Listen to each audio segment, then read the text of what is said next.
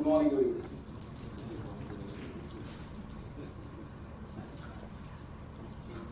I think Dr.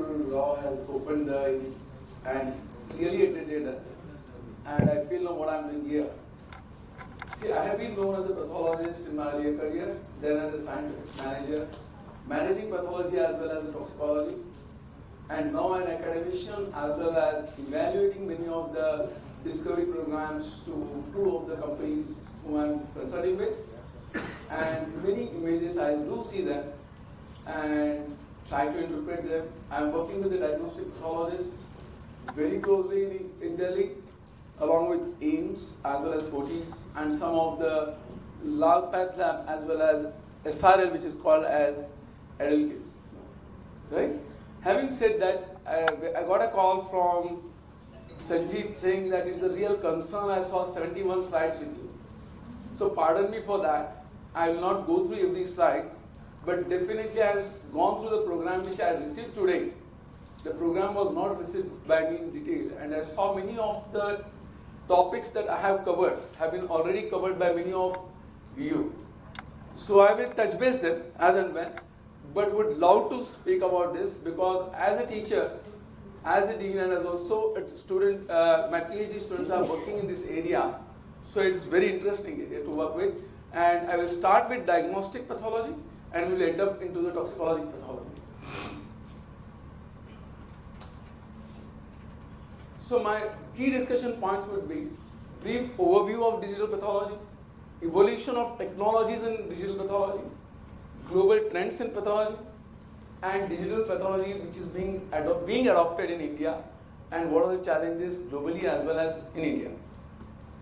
So transformative potential of digital pathology. So objective here is just to make you aware, or we are all aware rather, is that digital pathology is not just a pathology which is being considered earlier. It is a significant change or a paradigm shift in the way in which we practice pathology now. Though it is not new, I'll come to that. And it involves entire digitization process right from the slide, now till the image analysis and interpretation as well to the translation. Right? Having said that, my goal is to set the tone, which has already been set by Dr. Rao, and want to show that how AI, digital pathology are a disruptive science, and they are going to definitely take, come what may, we cannot avoid it. So what is digital pathology? It is not new. If you see 400 years, we are reading only slides, but whenever we are in difficulty, we are taking the photograph and sending it to someone to get an opinion. So digitization has started long back. So it is not a new trend at all. It is only digitization has started using the microscopic images into a very high resolution images wherein you can really work very hard and do the greater images, you can see them. So the images that we see through the digitization as compared to what we see under the microscopes are much better and help us to interpret as well. And AI is going to really help us to disrupt this and make us work much better. And it is not that we are going to be obsolete that way, it's going to assist us in any way. So why we should go digital? Is there any way to say that why we should go digital? We have to go. There is no point saying that we cannot go digital. We have already started entering into the digital area. We are doing digital everywhere. So why not pathology? And I am sure every pathologist who is now working on the slides will say tomorrow that we should go digital. So it will definitely improve our efficiency. It will improve our flow. It will also assist in the areas where we are stuck and probably biased. Because we know that two pathologists never had the same opinion. Right? So this is just a workflow. Everyone knows. I do not want to take much time into this. So what is pathology informatics? I think you know that even veterinary pathologists also have formed a group. ECVP, ACVP, as well as Japanese guys together have come and formed a similar group of American Association of Pathologists. So they have formed a group called as Pathology Informatics, wherein they, because diagnosis is not limited to the histological lesions now. It is the mixture, or it is actually a combination of multi-omics, how you integrate them into our pathology and give a diagnosis. So pathology informatics is a great area, and people are started working, advising not only to the companies as well as to the regulatory agencies. So accessibility, storage and retrieval, we know that it's a bigger issue when we work with the digital our class lines. So this can be sorted out. We do understand the area that is required to put into the memory, but clouds are good, they're coming up and we can use them. So what we talked up till now is pros. Definitely there are a little bit cons about it. We know that it definitely gains our efficiency. It helps us to assist, to work fast, rapidly, and it has helped already into the healthcare. And it will definitely help us into the area of regulations as well as advanced research, and people have started working on to the personalized medicine as well. So having said the advantages of digitalized pathology, definitely there are cons. The technological access is a bigger area of, I think, a concern, especially to the India, as well as it is, though it is growing, but definitely it's a concern. But if you see in the last 3 decades, or last decade you can say, what technology has advanced is its application to the biology. So biology has become a hub, and the spokes are all the technology which has been directed towards the biological advancement. So every advancement that has occurred now is related to biology, and especially after COVID, the focus is more in that area. The definitely cost, investment, and other things are definitely there for India, but India have been known to overcome all these challenges. The issue would come up is about the legal and regulatory. Regulatory is working. If you have seen, the FDA has come up with the 2023, I think, question and answer guidance document as well on that. So regulatory is proactively working and helping digital pathology. Having said that, legal issues would be there in case of diagnostic. If someone goes wrong in their diagnosis, you might have seen a computer-aided diagnostics, which I think diagnosed the wrong strain of E. coli in place of tuberculosis. That happened in Africa. And that was a case going on in the court case. Who was mistaken? Was the one who made the program was mistaken? Or the one who diagnosed it was mistaken? Or one who allowed to use AI for diagnosis was mistaken? So that could be a challenge, and definitely people have to work around the challenge, sort it out. So these are certain things, but I think these are no more. I kept this because I saw some papers recently in 2024 by Deepa Rao saying that still it is too far to go. So I'm not of the opinion of that. I say that digital pathology, we are already stepping in. So that's the reason I wanted to show these slides. But all these challenges have outcome now. Now they are no more. They are all theoretical. Right? We have seen this. And in spite of all this, which is being shown in the digital slides, this has where it has come from. It has all come from your class slides. So if you don't do your QC well in class slides, you will not get into the digital slides very well. So having said that, frozen sections which are not good, the PAP smears are not good, but see the digital images of those well-made smears. So that shows challenges can be overcome. It's only in the mind. This is one more cons of this, because when we started looking into the digital slide and glass slide, the time taken for viewing the glass slide entire and coming out with the diagnosis, maybe multiple slides you might have asked, whereas digital slide, the amount of space taken and amount of digitization which did not grow well that time, it was 2019 slide, right? So in that particular time, they said the time taken to review the digital slide was much more than the glass slide. So why to go there? But that is no more true. So evolution of technologies in digital pathology, which is very, very important. Now what has happened is, we have seen, as he said, last 30 years we are talking about digitization of glass slides into the high resolution images, right? We have enabled simultaneous viewing, so multiple people can view at particular place across the geography as well, right? So people can do analysis on the computer. So AI and machine learning. So what AI has done? See, we have been talking about, if you read in 2018, a group of scientists from Harvard said that the radiologist will be replaced by AI. It did not happen. However, if you see in 2023, there is a Chinese scientist who worked and he said that AI and radiologists could detect malignancies 100 times better than AI alone or radiologists alone. So what happened was it helped radiologists, assisted. The same thing is going to happen about the toxicologic pathology.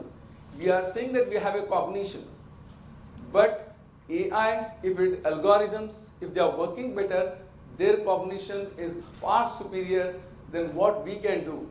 The same thing, right? So slowly, AI is going to definitely take over the diagnosis, which can be done repeatedly and accurately. Because most of the toxicologic pathology, what we do, a difference between a diagnostic and toxicologic pathology is, in diagnostic we take one organ, try to identify it and correlate with clinical data and try to give a diagnosis. Here, multiple organs are taken together, they are read and subtle changes are being observed. But many of times, if you see a toxicologic pathology, in case of AI, you are not teaching pathology there, you are trying to put the training on histology. And after putting the algorithms, then AI has multiple ways to identify them. So in AI, we talk about machine learning. So what AI does is, in machine learning, there are three types of what we do is supervised, unsupervised, as well as reformation. So reinforcing changes. So in supervised, we give the training sets, data, we do the validation, and after validation, we test them. In case of unsupervised, we do not do that. We give the data which is labeled, and they will try to find out the structure variations and the what variations are seen, and they are being sliced into different aspects, and then they give the diagnosis. So after that, deep neural network as well as AI, ANN. So both together work, and they can perform the repetitive and detailed studies much rapidly and accurately as compared to human. That's very well known that, right? So this was done. If you see that it is increasingly replacing the traditional microscopic slides. So rapid clinic imaging systems for cytologic examination is being seen in the diagnostic pathology in US, and non-GLP peer reviews are often being conducted, and it was also suggested by Dr. K.S. Rao, and I think he admitted that it is happening, and definitely it's happening. Even I am sure the CR, I will not take the name of the CROs in India, they are also asked by the clients to send the digital images. So people are trying to buy out the Leica Apeejay images, and they are trying to work on it, getting trained and sending the images to their peer reviewers to get it, because they want them to read it. So there were two things was done. So one is pathology's shift is from volume to value. So we should believe ourselves that we are not there for the volume. We are going to create a value. So along with AI, if we work together, we can give a 100% better diagnosis than we alone. So rapid deployment of new tests and advanced technology. So you are trying to become a pathomics. So it could be a handcrafted pathomics, or it could be a discovery pathomics, which is generated by the machine learning and AI. So if you see, it is definitely AI is on our horizon now. You need to think and learn and develop mass models based on the information, right? And big opportunities using it for diagnostics, digitized slides, and decision support algorithms. So two slides I'm going to talk about is how the concordance and proof of concept was done. The studies, both studies were done by Europe. One study was done by UK scientists, the other was done by Boehringer and Ingelheim. So what they have shown is there is a clear-cut concordance between the manual reading of the slides versus the digital pathology. So very detailed studies have been done. So it is being very clearly shown that toxicology, pathology can be managed through the digital way. So this was a study. This is just few examples wherein they are doing this particular digital pathology. These are the live examples. This was a peer review, which was 2021, which I talked about. So they did this study, and I think everyone must have gone through these papers. It is 2021. So what it shows, it clearly showed what is the concordance level in this. So if you see, except for congestion in spleen, which was 64%, else otherwise more than 90 or 100% concordance between the 3 peer reviewers and a study pathologist who were, and they appointed them, 3 peer reviewers. So this was the correlation coefficient glass slide. Then if you see, the next one was, this is just to show that it showed a demonstrating equivalence of the whole slide image versus the glass slides. So this was another approach which was done by the scientists from LEM, from England. So they did the minimal approach. So they did a very vast study. Already studies were done in mice, rats and dogs. So 90 cases were selected. They appointed 8 pathologists, but one of the pathologists could not complete in time, so 9th had to come in place. And they did in 3 different time points. So these 3 different time points were taken 3 weeks and 6 weeks apart, because in order to avoid biasness. And they did a kappa coefficient in this, so that kappa coefficient can identify if a particular concordance has not come by chance. So it ensures that. So they did was 2 times, if there are A, B, C, if there is a glass slides, 3 glass slides and 1 digital slide. So they took A, B and C glass slides and then the digital slide. Similarly, they did 3 different time points to all the 8 pathologists. And then based on the questionnaires and their answers, they could find out that the study demonstrated a very clear-cut concordance rates between the glass slides and digital evaluations, and they were statistically equivalent. So kappa coefficients indicated the digital microscopy were comparable to the glass slides. So this is the latest report from them and the studies they did. So the studies, whenever it has been done in Boehringer Ingelheim, so definitely all the precautions, ALAC certification, GLP certification, normalization, color patterns, everything was done. Now what I'm trying to show is, these are granulomas. So what? So these are the different granulomas. Why we take granulomas are not difficult to identify, but how they are spread, which is important, right? Then we are talking about images wherein, if you see the Gomori stain, which is clearly shown, and it's a virtual scanning. It's a virtual stain, right? This shows a clear-cut examples of heat map, which shows the differences in the lymphocyte presence or the content. So I will take one more. I think, yeah. He wants me to wrap up.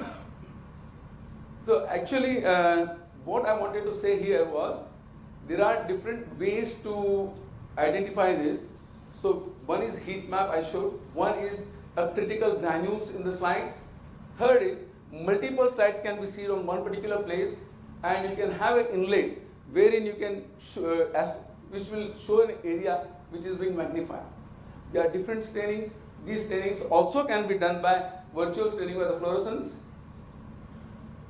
These slides explain you a very clear-cut AI role into this, into the ultimately precision medicine. So this is a phase where is a digital phase. This is knowledge extraction phase, and this is a actionable items. So what you do here is, biopsy becomes input to digital image. Digital image becomes an input to your entire human as well as the microscopic digital, and then it enters into the machine learning, and that taking into the consideration of entire patient demographics and all other genomics, transcriptomics, or proteomics and metabolomics, you can do a entire correlation and do a precision medicine on that. So this is just to show. I think I saw that somebody is talking on the drug discovery. I think all phases digital pathology can have, and is already working on this. This is just another way to show the same thing, wherein multiple things can be done ultimately for a precision medicine. So this is generally done for the biopsy who is in the patient is in the operation theatre. So this is multiplexing, virtual as well as the real. A difference between deep learning and machine learning. So definitely there is a great advantage of AI and machine learning which will definitely take over us.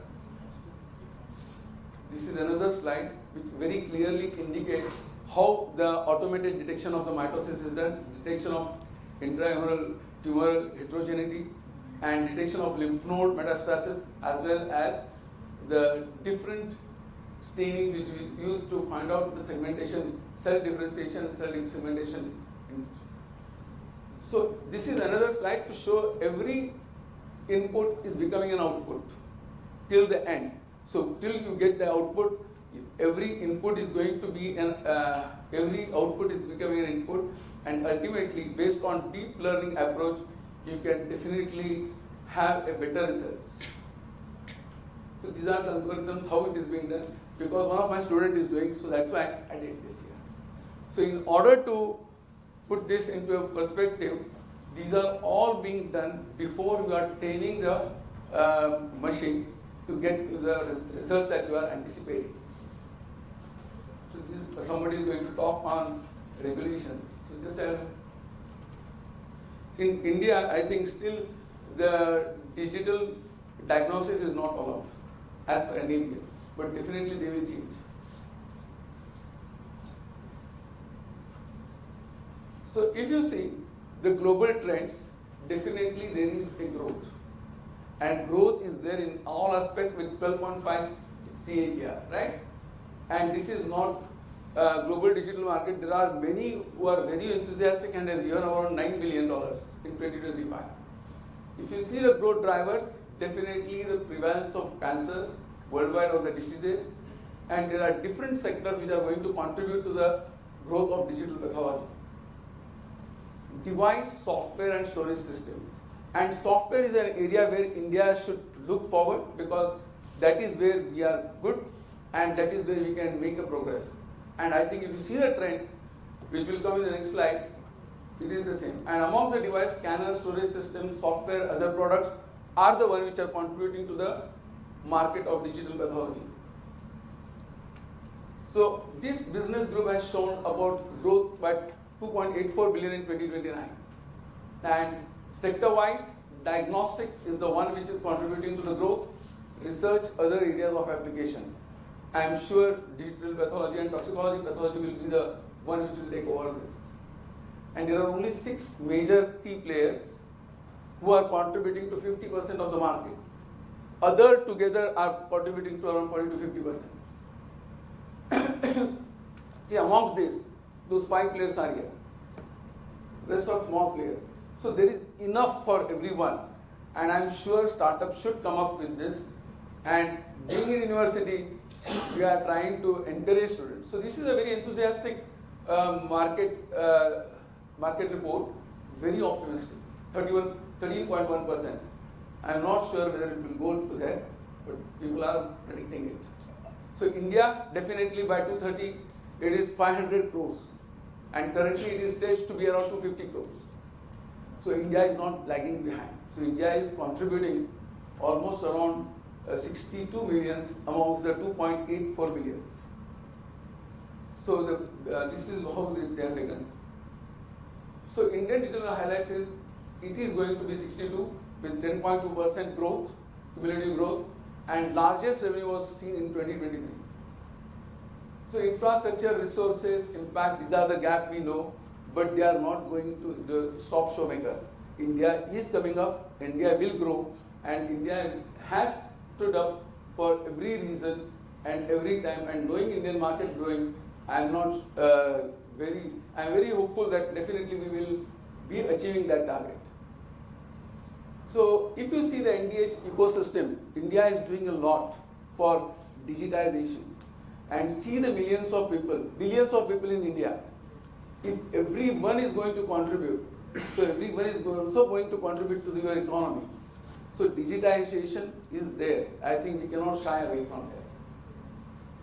So key challenges and solutions. Okay, I will not go there. So key takeaways: digital pathology is transforming the field of pathology, making it more efficient, accurate, and accessible. It is accessible now. Integration of AI and other advanced technologies is definitely revolutionizing diagnostic process and patient care. It is, definitely. And while challenges remain, the future of digital pathology is definitely a promising and with significant potential for growth and improvement. So my takeaway from this is gradual replacement of not microscopic slides, but definitely it is going to happen. And it is inevitable. Collaboration is the only way. You cannot say I can do this. You will have to collaborate. Adoption, enhancing the quality in regulatory agencies are themselves proactively working with the companies to make this happen. So I don't see the day far. Exclusive use of for peer review. And now peer reviewers are dictating to send the digital image rather than the slides. So regulatory agency involvement, yes, India is far from there, but definitely they are working, whereas EMEA or including the FDA. Future integration, AI-driven diagnostics, definitely diagnostics. AI already has entered. You might have seen computer-aided diagnostics. In microbiology, IIT Mumbai and IIT Delhi, they have those very good smaller machines. And even in radiology, you can go and take the photograph. So already it has entered into the diagnostics. So this is not new for. Thank you for patient hearing. Sorry for that.